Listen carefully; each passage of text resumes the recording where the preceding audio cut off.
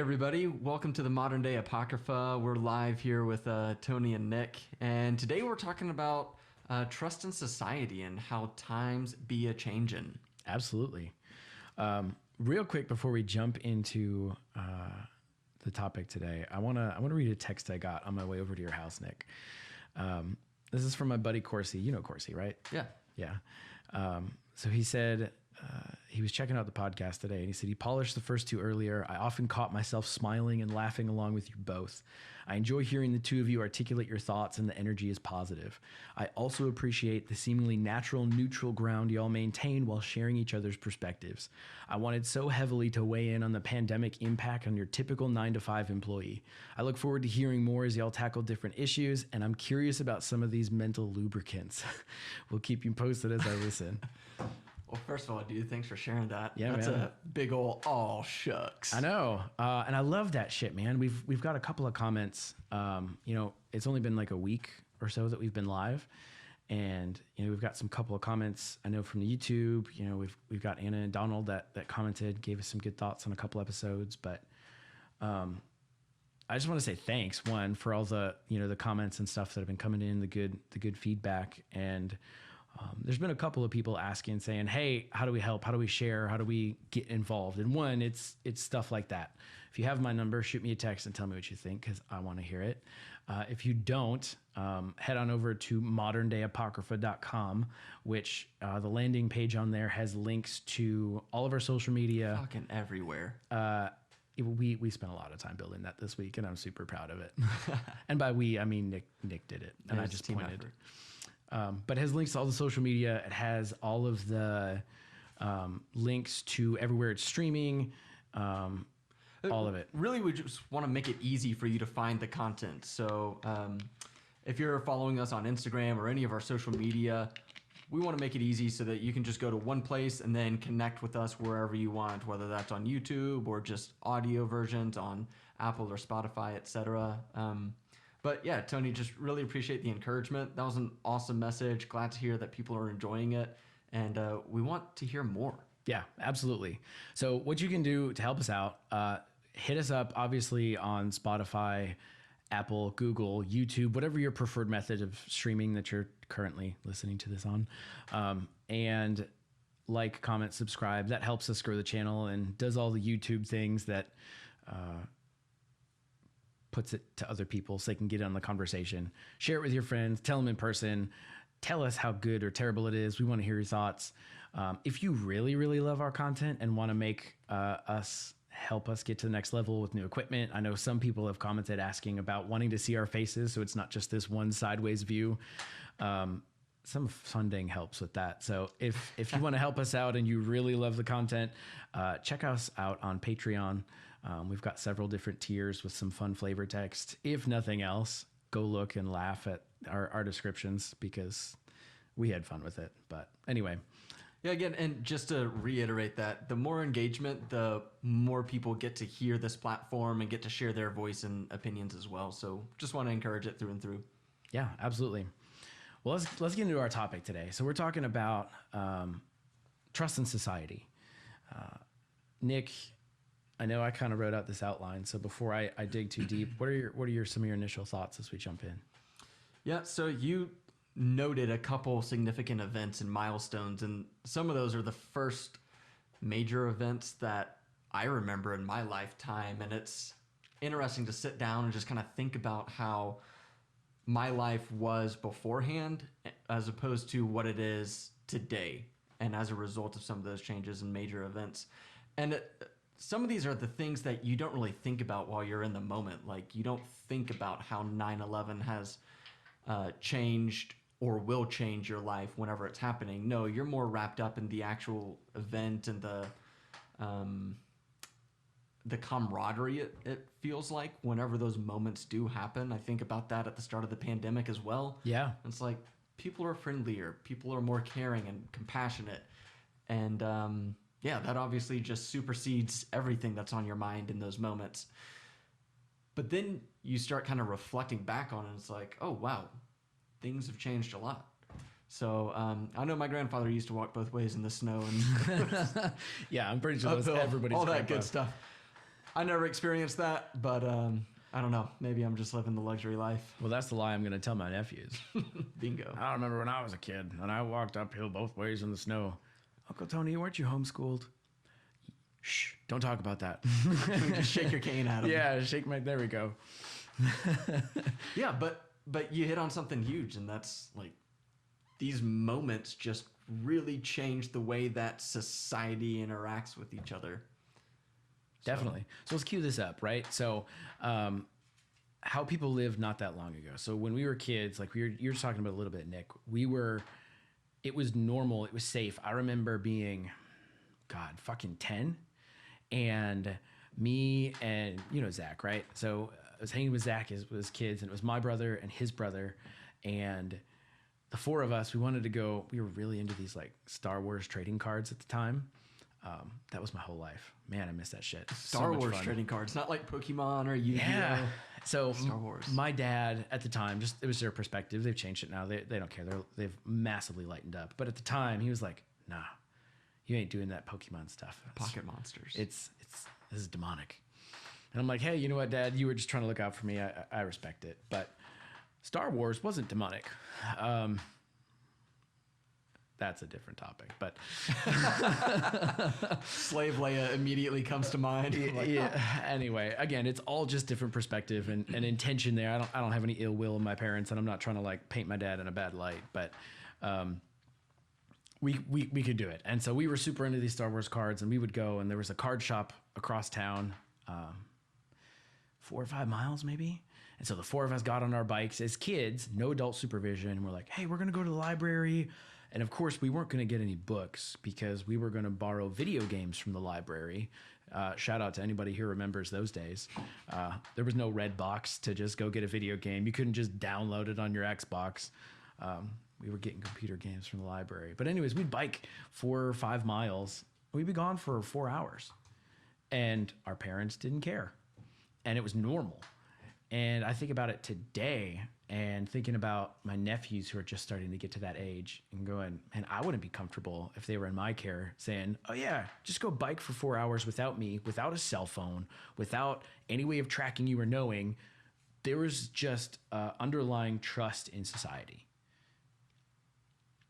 Do you have any stories the same of you being a kid, how things used to be, and then we'll contrast on how things are today? 100%. So I thought about my childhood, and I think about it quite a bit because I actually have young sisters, and so it's just always in my face about what their life is like as kids, and then I just naturally start thinking about what it was with mine. Yeah. But so I grew up in the suburbs, and I'd say that like crime wasn't really a major issue or anything.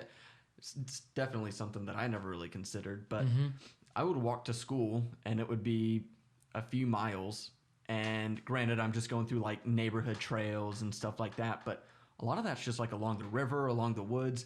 If somebody wanted to take advantage of a moment, it's like, boom, there's woods, and you just be gone. Yeah. So there was an inherent trust in society. Like people just didn't really think about, I don't want to say that they didn't think about it, because I think it's always on every parent's mind, but you just understand that things aren't going to happen, and it's like, oh, kids will be kids, and they just go and enjoy themselves. And I don't know if it's like naive or just being insulated. I don't know. I think it might have been different times, man. I don't know, because I remember even before that, I would walk maybe 6 or 8 years old.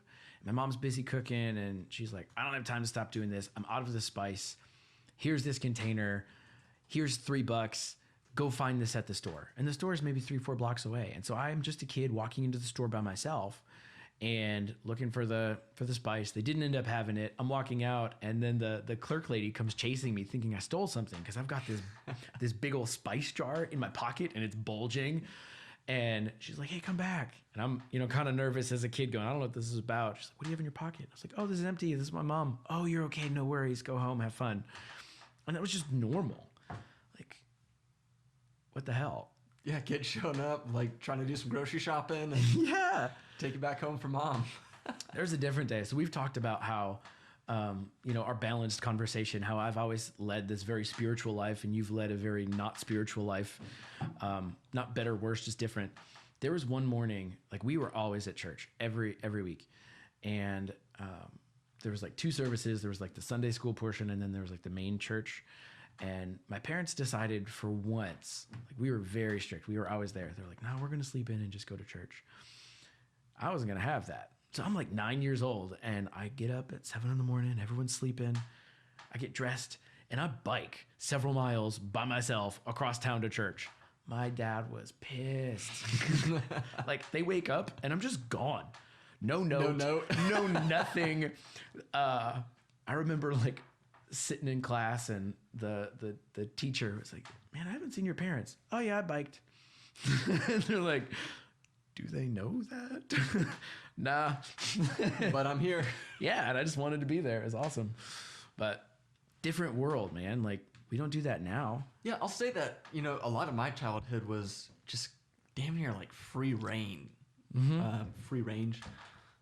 We're back to talking about that free again. range chicken. Let's get inside joke. Is that going to be a thing now?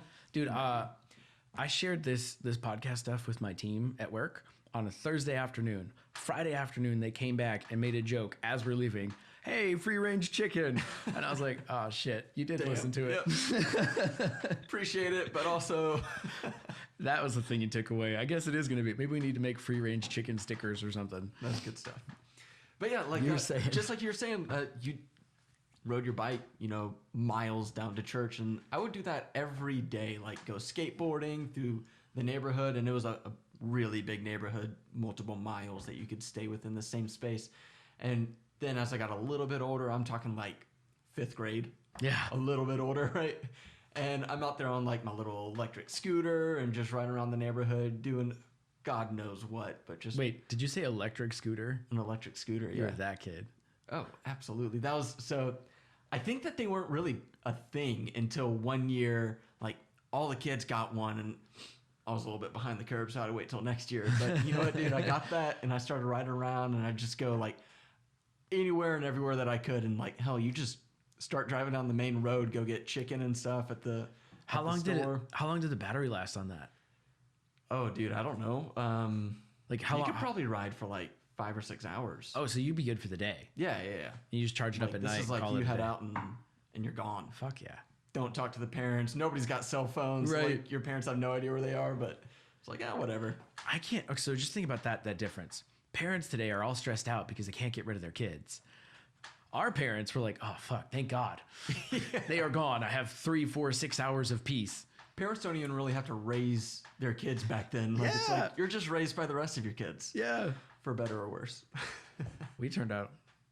Yeah, we turned out. Just leave it at that. But then, like, we'd also get into some shady shit, too, because I'd be out in the woods, and fortunately, we had some, like, woods behind our house, and there was, like, a little small river tributary that kind of ran through there, and so... Of course, being kids, like you're out there building forts and chopping down trees. We're carving out trails. And I remember getting to, couple things here. So excited. One, we had this huge ravine and we decided to make a rope swing over the ravine. And I have a feeling that if my parents saw that and knew that we were like swinging like 30 feet above this fucking ravine on this rope that some 12-year-old threw over a tree branch, they'd shit themselves. So it was just like rocks and stuff at the bottom? Yeah. Just a fucking drop, man. Like it's like I don't even know what to describe it as. It's like a place for all the water from like our side of the neighborhood that just gets dumped into that little tributary that I was talking about. And so, yeah, it's treacherous as hell if you take a dive down in there. But is it bad that I'm like, all right, fuck this episode. Let's go right now. I want to go do this. Like, let me swing on this rope. Yeah, dude, if it's still there, I mean, it's probably dry rot. But yeah, it was good times. And then we do shit like get into a stick war. What's a stick war? Well, you stand on one team's on one side of the ravine, the other team's on the other, and you fucking hurl your sticks at each other until somebody gets hit in the eye, which happened. So that was the end of that. But it's just shady shit. We built our own bridge for riding bike trails, and I'm talking like a couple planks and then a pole in the middle And it's like, yep, that's going down soon. Somebody's going to die, but fortunately nobody did. But that's kind of stuff like you don't have that supervision, and I know that's a little bit different than trust in society, but it's just like, yeah, but like I feel there's a different version of learning to trust yourself that you get to grow up with when you have the freedom to test things all on your own without someone over your shoulder being afraid for you. yeah, absolutely. And I think that's one of the keys here is that I know some people that have been pretty close with me that have always had, I don't know, you call them like a helicopter parent. Oh yeah. And it just changes the way that they carry themselves, because I don't think that they've been given an opportunity to try something and fail. Right. And so you're always scared of failure or always scared of getting hurt or something like that. Yeah, that's totally different than now. And you watch, it's not all across the board, but it's more common, I think, as I watch sometimes aunts and uncles or, you know, my cousins as they're starting to raise their kids be so like, hey, my kid's upstairs sleeping. We all need to whisper. I'm like, dude, man, my mom would intentionally vacuum when I was sleeping as a kid because, and people hate me. So they're like, dude, you can sleep anywhere through anything.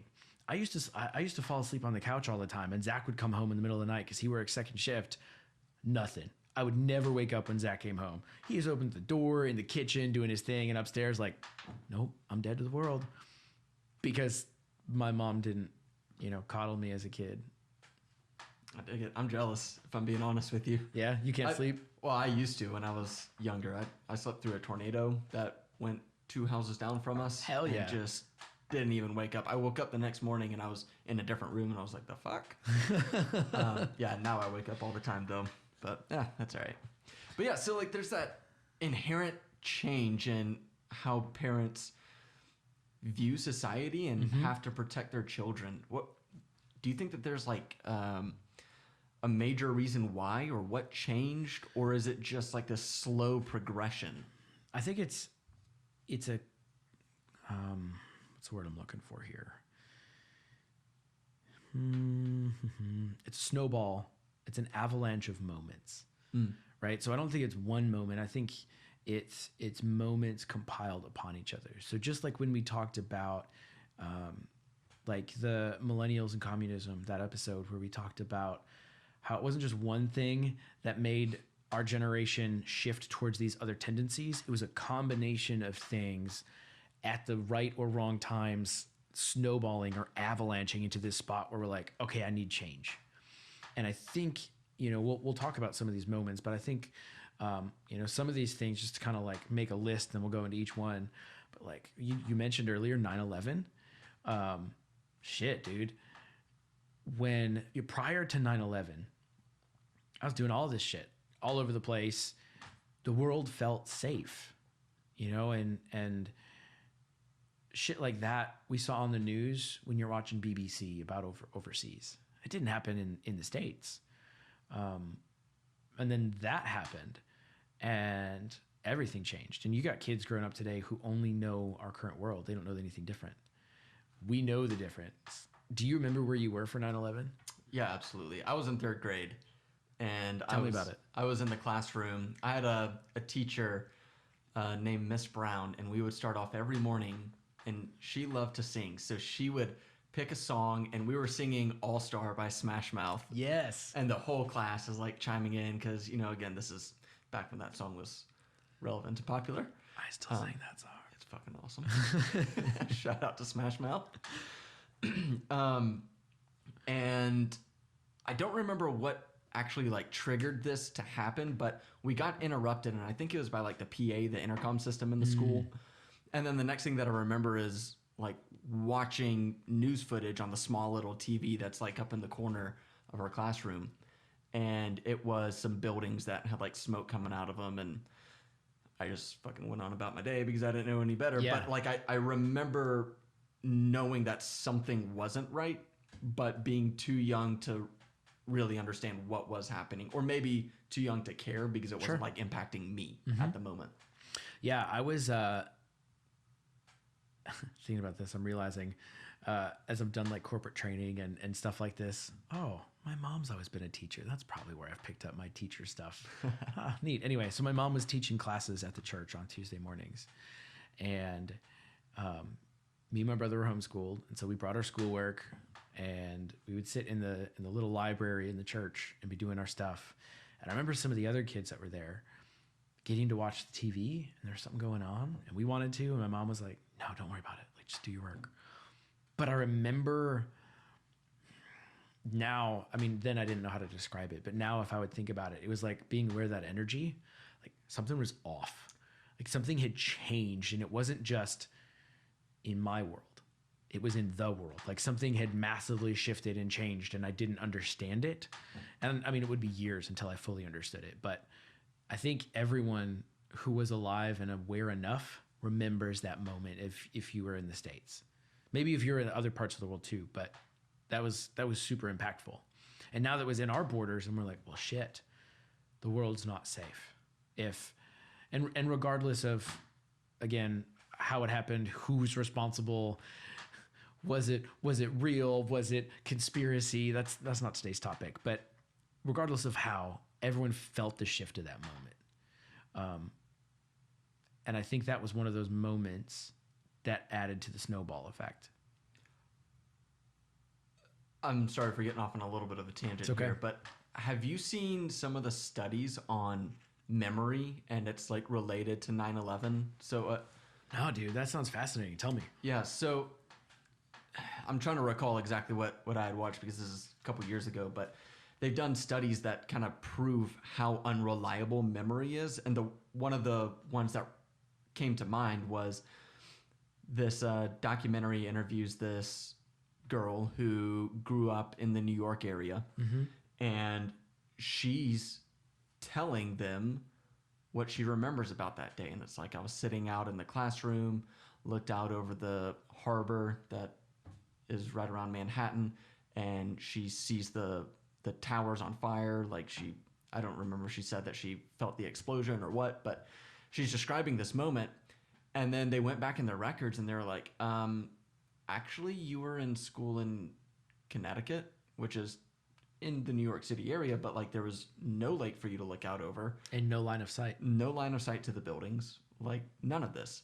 And so it was just kind of like talking about how unreliable memory is. And they had so many different examples. So was she like just saying that shit for the attention, or was she like up to some type of a polygraph and it was proved like she really believed this? I don't think they had her on a polygraph, but it's like, yeah, it wasn't for attention. It was like research studies. Okay. So, and I don't remember the context of it, but like she was being honest and like, yeah, this is what I remember. Like there's nothing in there for her to gain or any of the other audience participants, but it's just like she's seen footage of the moment. And because it was so impactful, she's embedded it as her own memory. Yeah, you replace certain aspects of your memory, and it happens all the time. And so that's why like you hear police reports and they're like, witness testimony is the most unreliable evidence that you could possibly get, because your brain out of your control subconsciously replaces moments and details that you could be confident of. And it's like, what the fuck?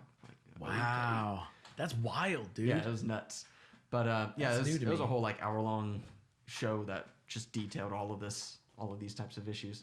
But yeah, so like going back to 9/11, before that, I'll share one moment. I remember going to visit my family who lives a couple states over, and so I was getting on a plane, and I would travel by myself on the plane, but like back then my parents could walk me to the gate, and then like all the way to the point where I would get on the plane and I'd go and basically just be on that plane without my parents, and the flight attendants know, and like they give you extra cookies and shit. I remember that.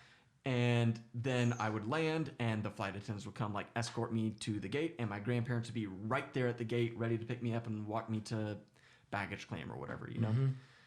And now, one, you can't do that. Hell, you can't even talk to security if you don't have a boarding pass. And then two, my dad always carries a pocket knife around with him. He's just one of those types of dudes. Sure. And I remember he was walking me to my gate, and they stopped him to like search him before he even like went all the way through security, because tensions were so high shortly after 9/11, and he had to go out and like hide his pocket knife in the bathroom so that he could come back and like send me off, And so it's just Wild. crazy how many things have changed. And then, of course, you've got all the different policies and stuff that have been implemented as a result from 9/11. I didn't fly much before that, but I flew like once or twice. And I remember actually going to see Zach down in Texas with my mom. And my dad walked us all the way up to the gate. And it's so different now. Like after all that shit happened, cool, well, I might as well just not even get out of my car because I really can't do anything in the airport if I'm not having a boarding pass and flying. So have fun. Yeah, that's the end. Like, that's it. You just drop them off at the airport and then So different. that's done. So different. Yeah, it definitely is. And I think one of the big things that's impactful is that all of this stuff is in your face all the time. Right. I mean, even before you even before you board the plane, when you're buying your tickets, there's a little like 9/11 tax underneath there, and it's called something different, but it's just like always in your face, $11.20 or something like that. And it's like, even if you pay with like Southwest points, it's like, yep, still have to pay the $11 though. This is our 9/11 tax. And it's for those increased security measures, or at least under the guise of that. That's crazy. So, well, and I think interesting. on the lines of always in your face, I think that's kind of the next thing of how we got here was news has changed, as opposed to it being the paper and you'd have to go choose to pick up your paper if you wanted that. And a lot of times it wasn't even a daily thing. It was just a Sunday paper, depending on where you were at. And so you had to wait 3-4 days before you grabbed that. And then we had the TV, and then it became kind of the nightly news, and we saw it a little bit more day to day, and we had it in your face. And then someone learned that people respond more to fear or shock or negative emotion, and it would help them engage more. And let's put clickbait worthy stuff, whether that be on television or on now we have like the social media ads and news and clickbait type stuff, because clicks sells ads because that engagement.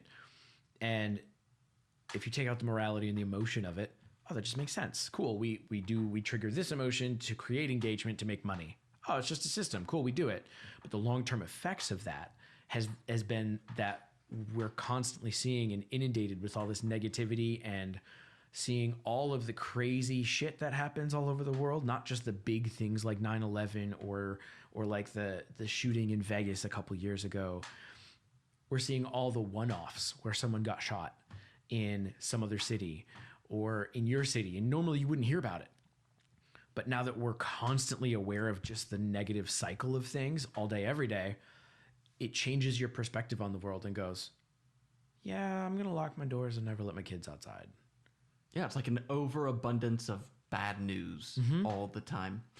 A question popped into my mind. You mentioned the shooting in Las Vegas from a few years ago. I started thinking, and I don't mean to sound insensitive, so I hope I don't come across like that. But my question to you is, why would somebody in Tennessee need to get an alert that says that like 10 people were shot in Las Vegas, or I don't know the number, but it almost just seems like we get only a negative response from that. Like it takes an emotional burden on us, and there's really no impact to our lives. So I think the intention of it is probably started somewhere with safety and awareness. Hey, be aware, be safe. Cool. But like you said, that emotional toll, we don't ever get, nationwide alerts of, hey, something good fucking happened. Right. Because people will be like, why the fuck do I care? It's not my life. And they That's disengage. not urgent. Yeah, and I don't know what that looks like. And I don't know if there's a purpose for that. But I've seen here in the past couple of years some very intentional, like positive news sites. Like, God, I can't remember his name. The dude who Tank's played Good News and John Krasinski. John Krasinski. There we go. Yeah. Some Good News. Some Good News is John Krasinski, and then there's an Instagram page which is called Tank's Good News, I think is what it was called. I've not heard that one. So either way, it's same concept though. Yeah, and it's like, hey, hold up. We see so much negative shit. Let's just share good, happy shit, because that feels good, and that's good on like a psychological soul level for people to try to combat all this craziness. And I think there's value in being aware of things, but we're in this weird spot of the ramifications of people now no longer, it's not even just not allowing your kids or not feeling like your kids are safe to drive across town by themselves. There's an apprehension in strangers.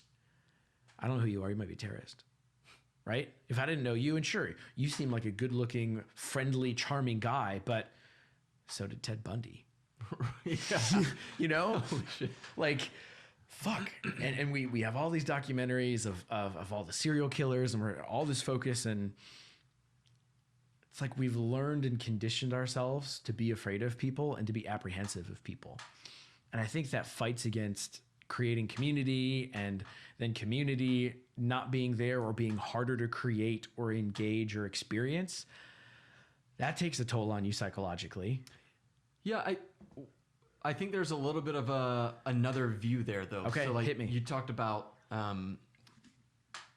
community and like it kind of drives your community apart.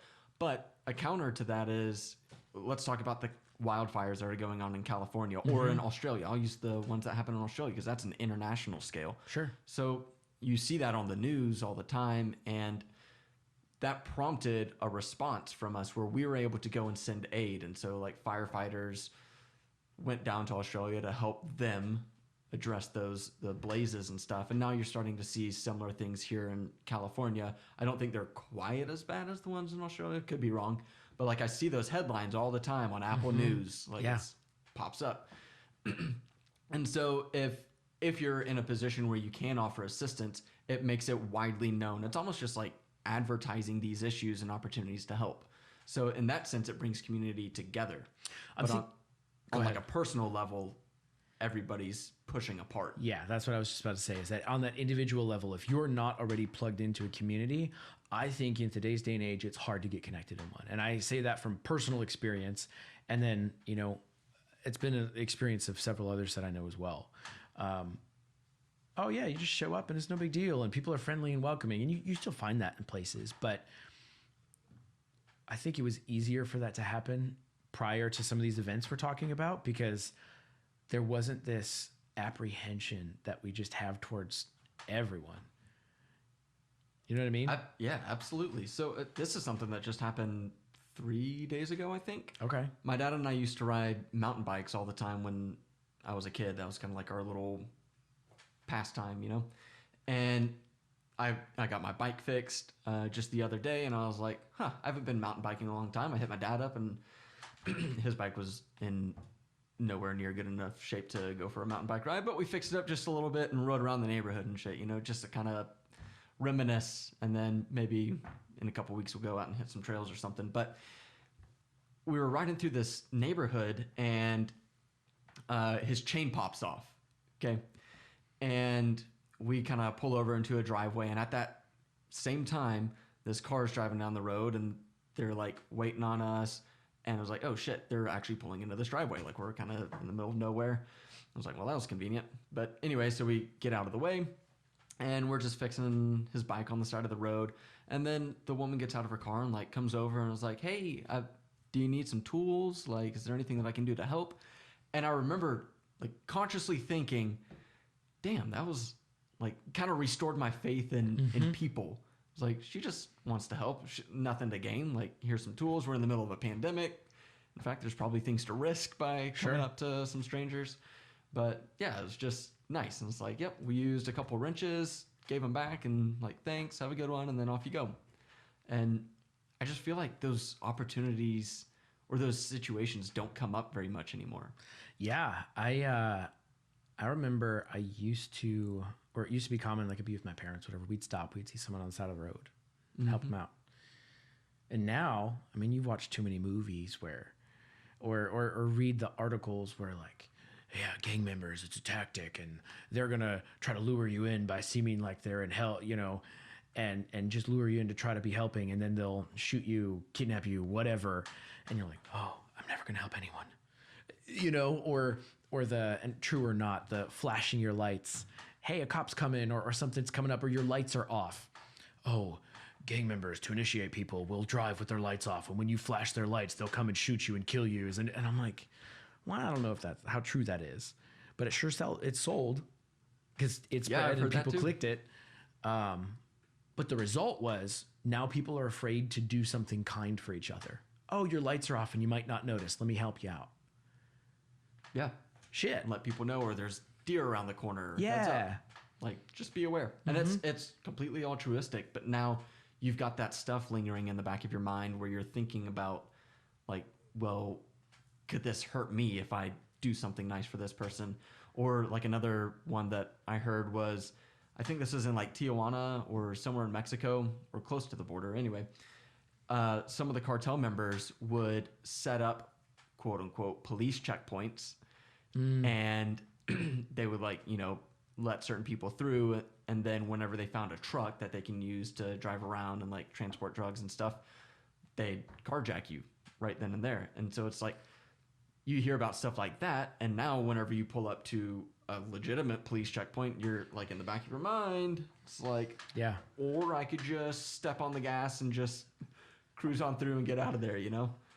Which does a whole lot of stuff. Because then now what should be a pretty easy, hey, I'm not doing anything I'm not supposed to. Cool, you're good. We're keeping things safe. Move along. I'm tense and nervous. What does that tell them? Your body language says you're hiding something. And now you're going through all this stuff and then they didn't find anything. And now you're going through all this interrogation and you feel violated because your space is compromised and you're being accosted, and all because of a story that passed along that may or may not have been true. Right. Absolutely. And then so I think an extension of that is like what we've seen over the past few months with the police brutality, and that's a whole nother conversation, but Yeah. like you see the headlines all the time, and so it just instills those thoughts into your mind. It's like, oh, I'm getting pulled over, like I really need to Am I going to die right now? yeah. Yeah. I mean, that's extreme, but that's the reality and that's the mindset that people think through, Well, especially. it's extreme for some, but you might like your brother or sister might have been accosted in some way like that. Right. Yeah, absolutely. Sorry, I cut you off. I don't remember what I was going to say. It's okay.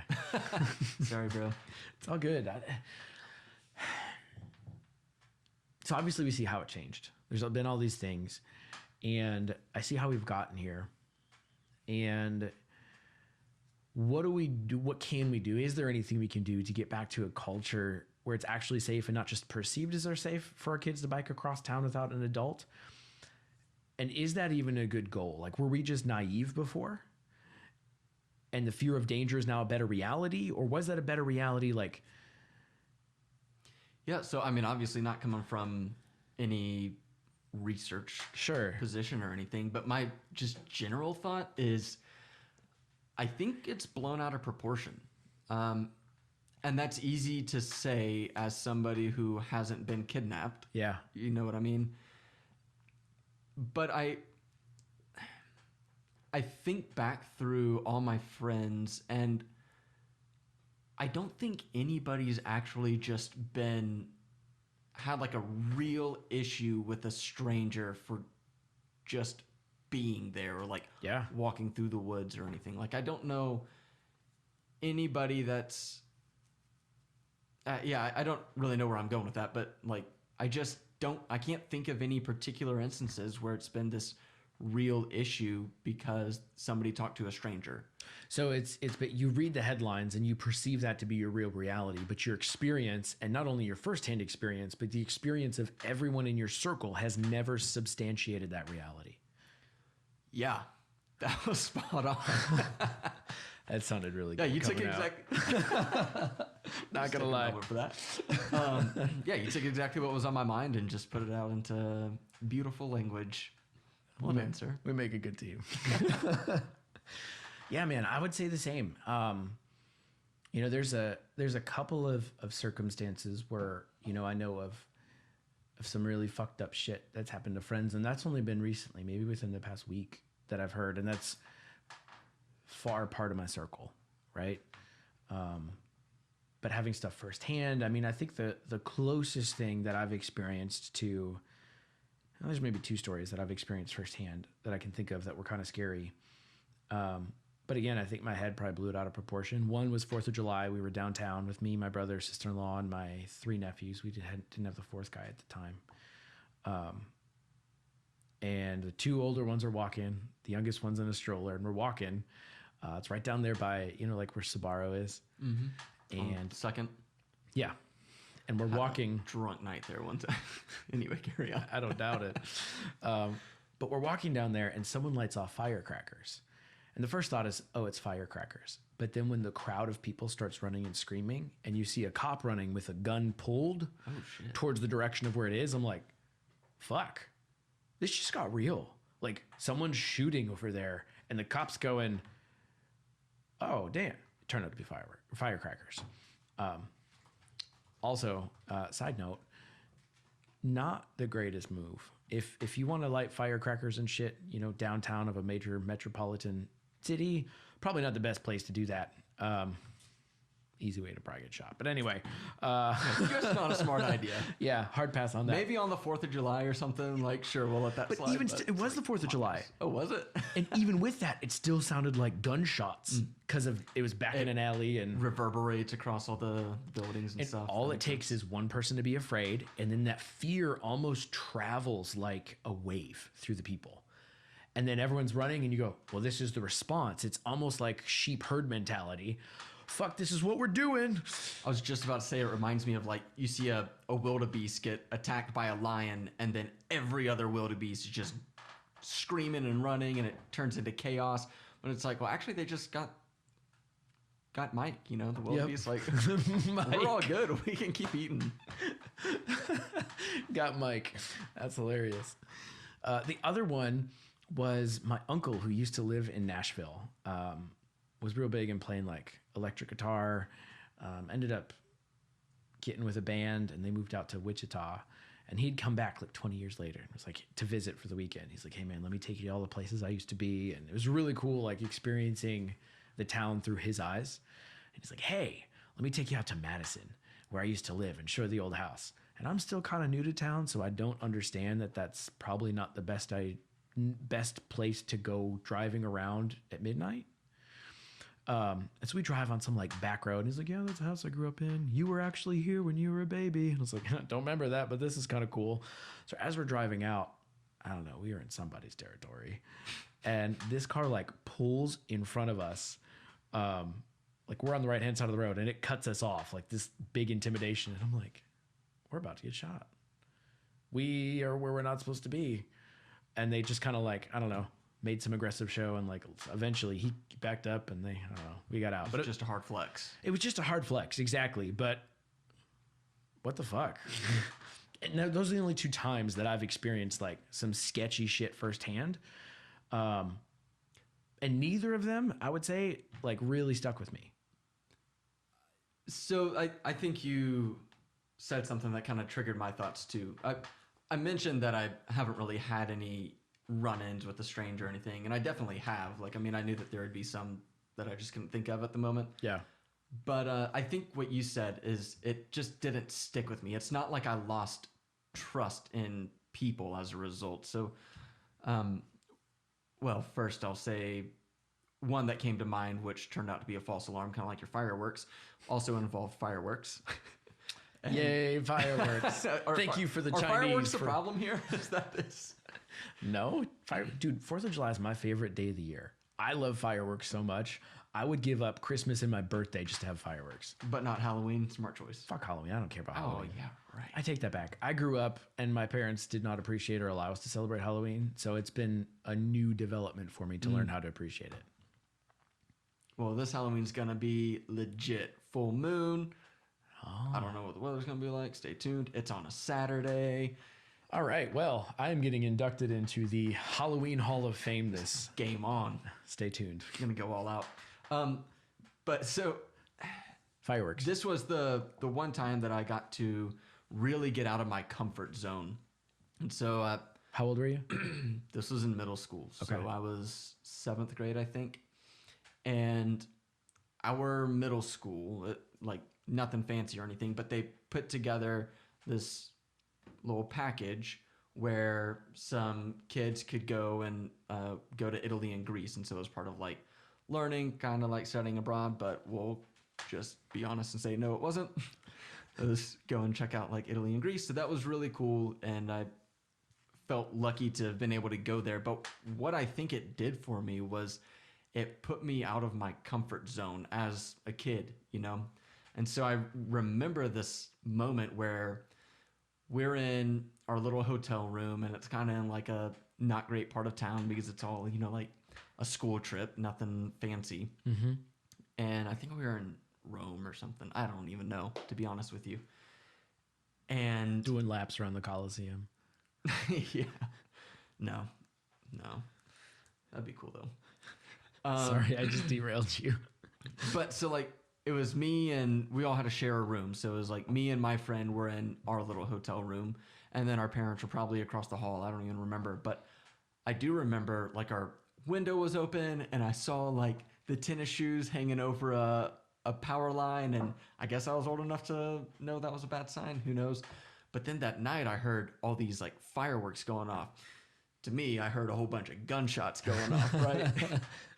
And but it was kind of interesting because I'd like seen some, I don't know, what I thought were like gang guys outside that night, outside the window. And so it just being in that state of mind where you're on edge, out of your comfort zone, makes you default to thinking the worst. Yeah. And so like I heard those quote unquote gunshots, and I remember like come running down. I don't even remember how I found my parents because I had to like run through the whole hotel because they're on a different floor. Oh, that's crazy. So I don't remember what happened between gunshots and finding my parents. And all I remember is seeing my mom looking up at the sky, and she's like, "Oh, look, it's fireworks." And I was like, like just tremoring right there. I was like, "Thank God." I thought we were dead. It's funny, like, cause as you said that, I'm a very visual person, so I imagine this like a movie, right? You're sitting there and like you're queuing up this whole awesome scene, like, you know, creeping out like one of these spy movies, going, "Oh, there's the bad guys. We're on a stakeout, and we see them over there. We're just waiting for shit to go down. Here are the signals. We got the shoes on the power line. You know, this is a bad area. We're gonna get fucked." And, We're gonna get fucked. and then the gunshots go off, and everything in your body just triggers. You're like, "It's going down. It's going down," and you're running, and it's like beautiful cinematography, like fast moving, like quick moving scenes, and then you get to your mom and like, "Oh, look, it's fireworks." And all of the energy is just diffused. Like, what the fuck just happened? That's hilarious that you took it that way because that's exactly how I remember it. Like to the T. And like everything's just a blur in between. Yeah. I'm like running so fast. But then the one that was a little more real, I guess. I had just gotten a motorcycle, my first motorcycle. And I was riding home. It was like 11 o'clock at night, riding home from a friend's house. And I'm going through the little neighborhood, and there's deer and stuff in this little neighborhood. And I'm like a block away from my house. And I'm driving slow, nighttime, new on the motorcycle, deer all over the place. I'm not trying to die.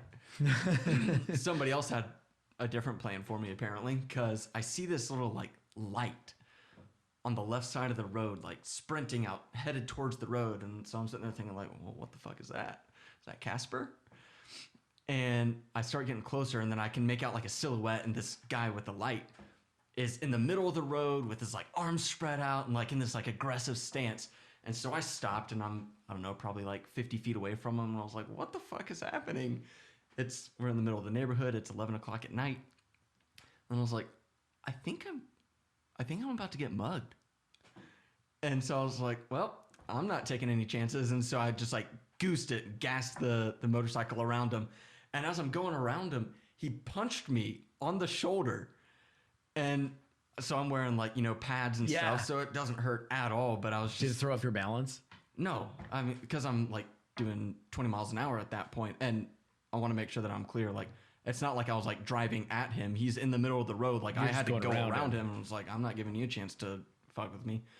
The hell are you doing? And so I got like 100 yards down the road, and then I was like, you know what? Fuck that. Like, I'm going to go see what this guy wants. So I parked my bike, got off, and I started like walking towards him, and I was like, what the fuck's going on, dude? And then I thought better of it, and I was like, you know what? If he's got a gun or a knife, yeah, there's nothing to gain here. Like, only bad things are going to happen right now. So I, fortunately or unfortunately, who knows, but just got on my motorcycle and like trotted home. Talk about the biggest cliffhanger ever, bro. And the dude punched me and I went over to get, I was like, yes, what's going to happen? And, you know, I was just smart and went home. But yeah, like, I was in the heat of the moment and then just kind of came to my senses. I was like, you know what? Whatever. You made the just right let decision. The ego go. But God damn it, Nick. It could have been such a better story. Or worse. Who knows? But yeah, so like you have incidents like that, and like I just hope that guy can fuck right off. And I don't hold the rest of society or the rest of people to that standard. If I see somebody on the road, I'm not thinking, oh, they're probably running out to punch me on the shoulder. Like, it just doesn't cross my mind. Like, I know we're going way off topic, but I just have to. How do you hang in the middle of a road at 11 o'clock at night trying to just punch people driving by? Like, I'm trying so hard because I feel like I do a pretty good job of putting myself in other people's shoes and kind of understanding how they got there. But this dude, like, you know what? I'm having such a bad day. Ugh, let me go punch cars. Is that a guy on a motorcycle I hear coming down the road? Let me go see. It is. Fuck you, dude. Like, I'd be too scared to try to punch a vehicle because I'm at a disadvantage. They have a vehicle. They can run me. They have a motorcycle even. Sure, they might get fucked running into me because they're going to get launched off their motorcycle. They might be okay because they probably have some protective gear. I'm fucked. 400 pounds of metal doing 30 miles an hour is not going to result well for the person standing in front. Yeah, you're right. So that's wild. I guess while we're on it, I've obviously thought about this a lot. Like, what the fuck is going on here? Like, I still can't piece it together.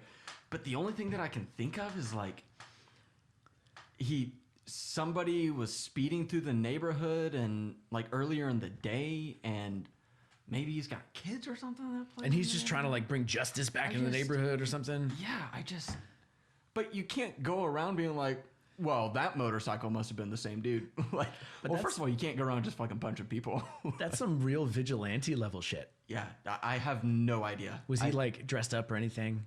I remember he was in gym shorts and dark clothes otherwise. And that's it. And so that's why, like, when he was running, all I saw was the light just like fucking floating through the air. And so I'm imagining he's holding a lantern. Was it a lantern? It was a phone light, like a phone flashlight. Weird. It was just super random. I have no idea. And he's standing in the middle of the road and just punches you.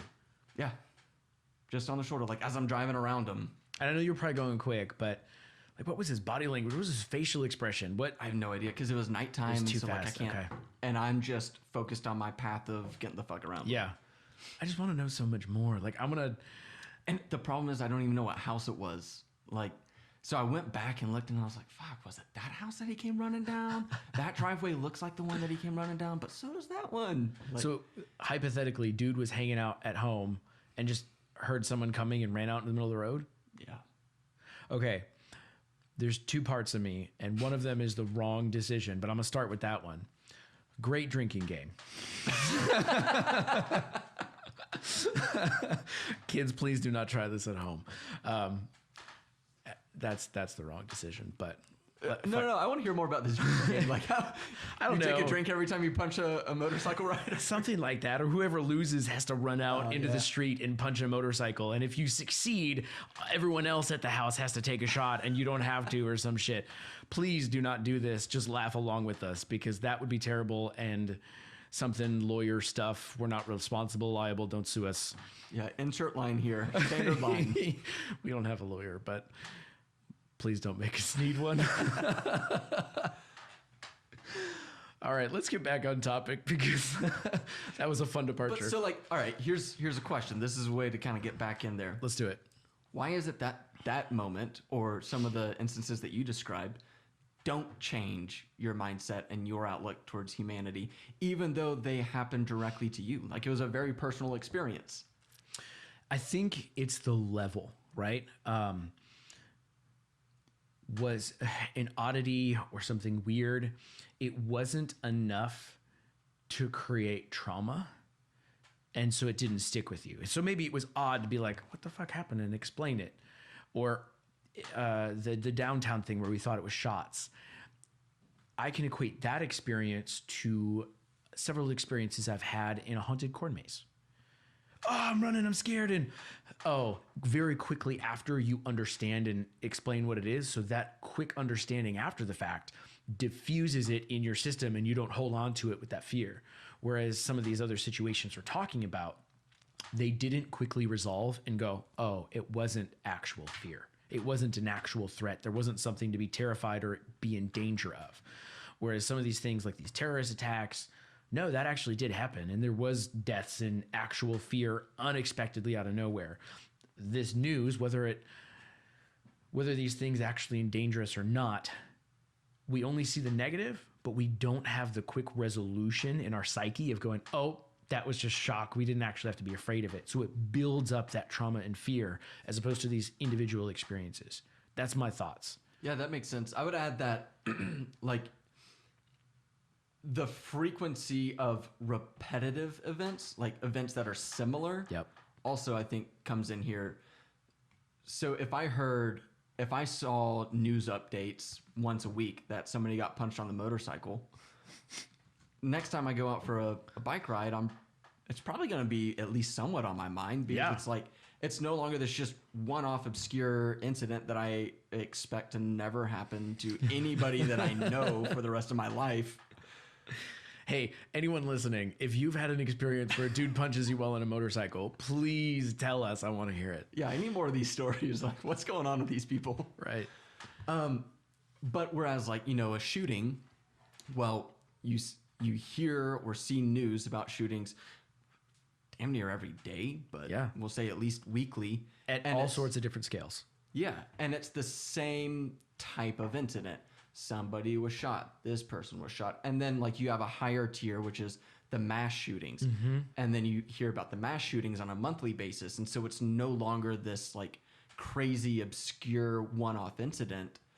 It's something that's been reinforced to be concerned of and be aware of and fear. And then you get to the levels of, kids on certain days of school do school shooting practice. Hey, here's how you defend yourself at school, and here's what happens. We close the door, blah, blah, blah. That fucking solidifies it. Yeah, and so is it a good thing or is it a bad thing? The good part is, like, well, you're prepared. You've got a plan. Unless the kid who's going to shoot up the school is in there and knows what the plan is. Then you got a problem. It's the last time we did that, I remember when I was in, like, private school for, like, kindergarten and first grade before we were homeschooled, you did fire drills, right?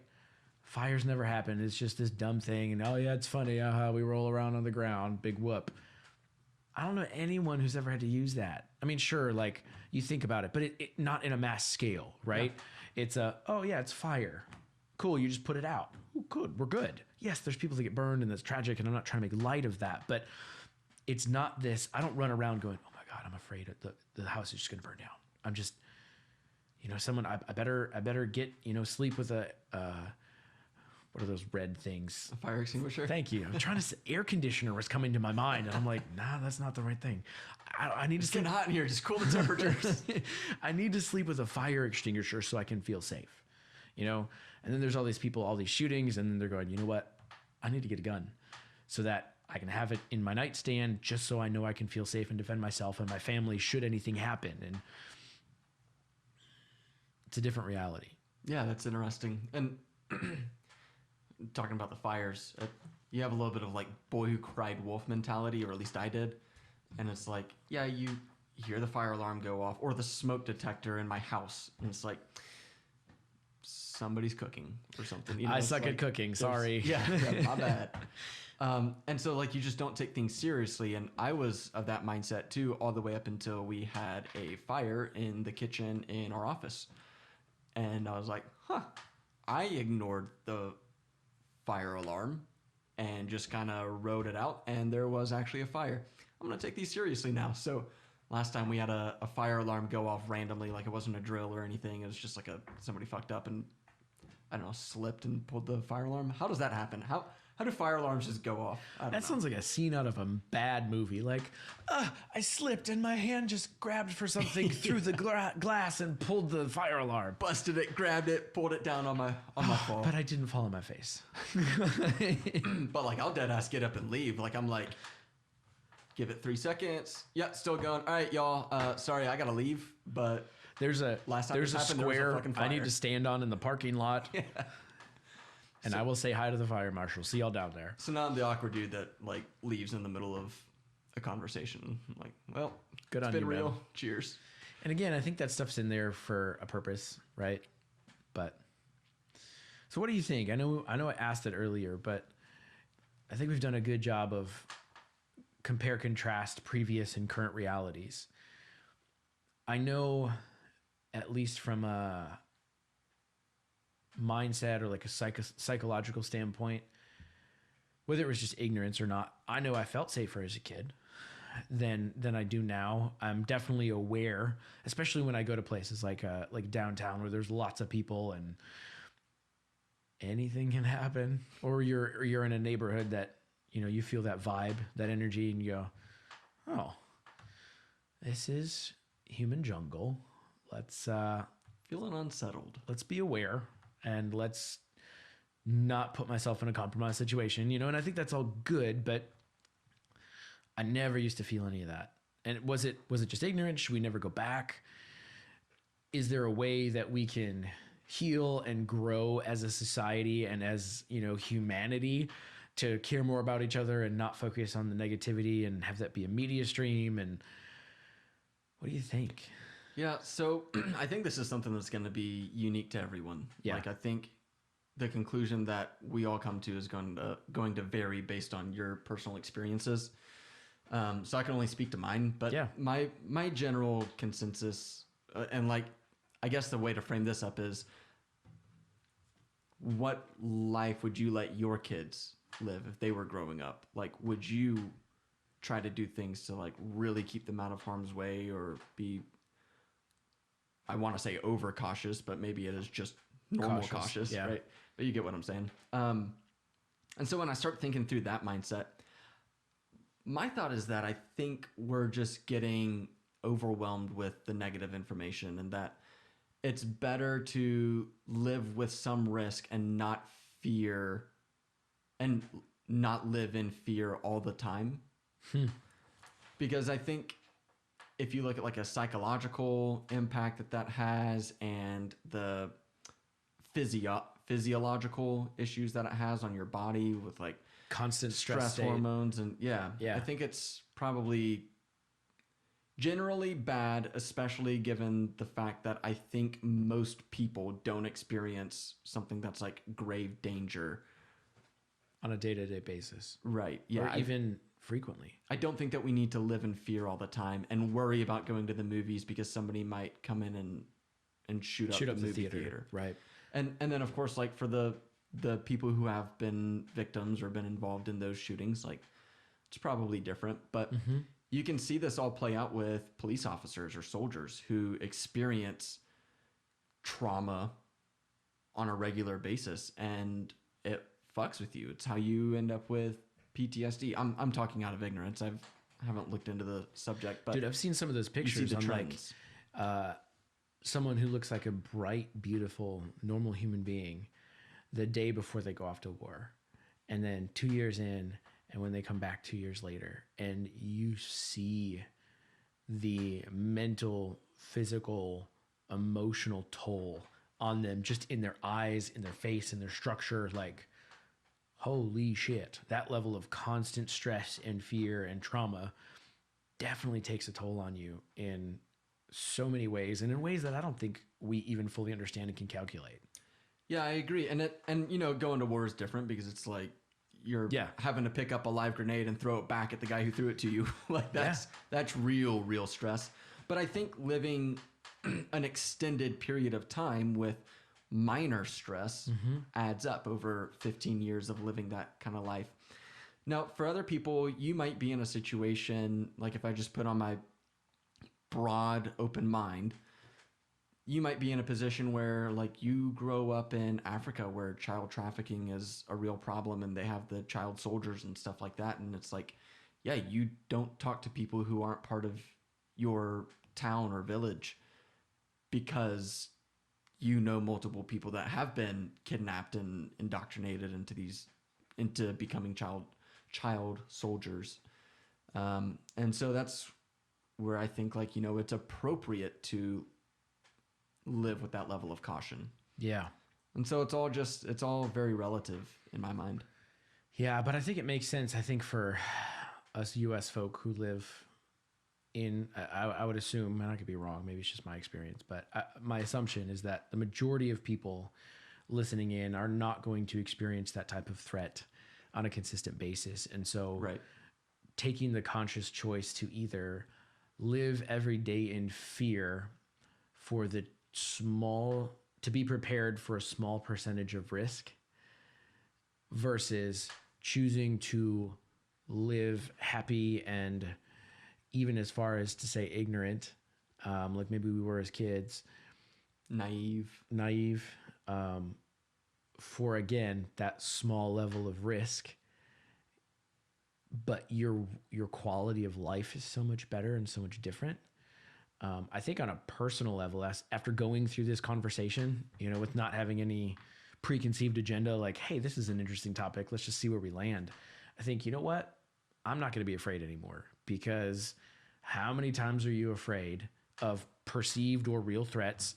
That shit actually happens. It's rare. I mean, and I've had some fucked up shit happen, right? But single days out of thousands. right? Tens of thousands. Well, shit, man. Like, if I'm living out of, trying to prevent single days out of my thousands or tens of thousands of experience, man, I'm just cheating myself. So I think, you know what? Shit days are going to happen. Traumatic days are going to happen at whatever level for people. And not to make light of that, but I don't want to live just in preventative of like a small microcosm of my potential experience. Yeah, that makes sense. So it's almost like you take that mantra, ignorance is bliss. Yeah. But just be prepared. Like the way to not be naive about it is to be prepared. Like know what you would do in a circumstance, and you obviously can't plan for everything or probably even most things. Right. But like just have an idea in your mind, and then that's your one moment of stress when you're kind of thinking about how you would handle certain situations. I think it's important for families to have Absolutely like a plan with their kids and their spouse. And then beyond that, if you're really serious, you want to rehearse it and you have a couple extra days of stress. If you're not, then you don't, and you just have a cognitive idea of what's going to happen. Yeah, that's right where I'd land. And a lot of that comes from my background. I'm fortunate to have not been kidnapped. It's interesting. Yeah. After this conversation, I have to change my perspective on that too, because I jokingly used to say, "Oh, it'd be so fun to be kidnapped," but by my friends, like, "Hey, yeah, put me in the back seat." I mean, it's still to this day one of my favorite places to ride in a vehicle is in the trunk. I'm a weird motherfucker, I know. Yeah, that's right, though. Hey, you do you. And so, like, I'll take the AC. It's just different, right? Because I can't necessarily make that happen. Because if it's just me, I have to drive. Oh, someone else is driving. Oh, there's not extra seats? I'll ride in the trunk. All right, man, you go ahead. But as far as the kidnapping thing, like, yeah, I probably shouldn't joke about that anymore because I don't want to be real kidnapped. Yeah, I don't either. Or adult napped. Yeah. I don't know what anybody's going to try to kidnap us for. Yeah, well, I'm not a billionaire Probably low yet, risk. so It's a work in progress. Right on, man. Yeah, man. Well, I guess the last thing that I would say, just to kind of wrap up my thoughts here, are I think there are things that you can do to reduce the amount of impact that this has. Sure. So for me, I'll tell you what, I picked a really bad time to do this, but I just got off social media it only lasted like 2 weeks, and not because I caved, but because, well, I kind of needed to promote the podcast a little bit. Yeah. So, well, here we are again. But dude, there's just so much, I don't know, freedom, I guess. I don't know how to describe it, but I don't have to worry about, you know, who's sending me messages and I've got to respond to those. Like, it's like, you can text me if we're friends and you've got my number, and it's like, just hit me up. And those are the people that I care the most about. And I don't have these like updates coming in. I don't have these news events always coming in. And so it's just kind of like turn off those notifications. And so it's not just always being pounded into your head with all this negativity. And then I still succumb to stupid Apple news over on the left-hand side. God forbid I want to check the weather. There's the news right there. And I guess I should just turn that off too. But but they also have like, you know, a little gem of something that I'm interested in. It's like, oh, I'm glad I got that article. Right. But it's like right in the middle of like 3 teenagers found dead in mobile home after meth explosion. And it's like, fuck. Like, dude. Yeah, I'm on the same boat. Meth. I mean, there's that. Or at least be good at it. Either or. Don't blow up. Right. Don't blow up. Yeah, I did the same thing with social media here recently, like just disabling all the notifications because it's going to serve me, not I'm a slave to it. And I think social media is a wonderful, powerful thing of our generation. It allows us to do shit like this and, you know, connect with people we've never met before. So I think it's fantastic, but turning off those notifications so it's not constantly in your face, and then the ads and stuff. And then we get into this election season and it's never, here's what I want to do to help make things better. It's fuck the other guy. Yeah. Yeah. I didn't pay attention to the vice presidential debates, but I heard that like both candidates just attacked each other instead of saying, here's how I would handle the coronavirus. And I'm obviously generalizing, but like that's just, I think I read like a couple headlines. And so that bad on me for just reading a headline and moving on. But like you get the idea. But that's like, typical politics these days. Can we just talk about how we would make things better instead of why the other person isn't qualified to be in the role that they are? Disqualifying someone else doesn't qualify yourself. Exactly. Like, just qualify yourself. Let someone else disqualify themselves. Please. Like, come on. It's not that... apparently it is that hard. I don't know. But... So, yeah, I think... I don't know that it's so much a choice, like a conscious effort to try to live your life that way. I think a lot of it's just kind of been ingrained in who we are, but I think there are things that we can do to mitigate how much of an impact it leaves on us. It's just being aware of it, right? Like choosing, ooh, I see this for what it is now. I understand it's an algorithm to try to get my engagement, blah, blah, blah. But the result is, ooh, I'm feeling afraid. Maybe I need to disconnect for a while and focus on shit that makes me happy so I can get my state back into and just have that honest inventory. Well, I'm stressed out and afraid. Do I need to be? Is that legitimate fear? Is that something I should be aware of for my safety? Well, no, it's been about 10 years and nothing's fucking cool. I'm gonna let go of that fear. Save fear for when I'm really in danger, you know? Absolutely. Save those precious cortisol hormones. I'm conserving my cortisol, man. Dude, I'm gonna start saying that shit. How you doing? Conserving my cortisol. Yeah, what about you? Awesome. Well, hey, like we said at the beginning of the podcast, please let us know what you think. Share your thoughts, because I know we just shared our perspective, and what we try to have a balanced perspective, we know we don't have all of it. So hit us up on social media or hit us up on our website. We've got the thing at the bottom of the page where you can send us a comment and tell us your thoughts. We'd love to hear from you. Yeah, absolutely. And that website, just for everybody who's listening, is moderndayapocrypha.com. It's pretty fucking easy. Yeah. Apocrypha. APOCRYPHA. Dude, I saw you look up and think. I have to think every time I type that. So if you guys have to do that, no stress. All right, we'll catch you guys next week. Peace out.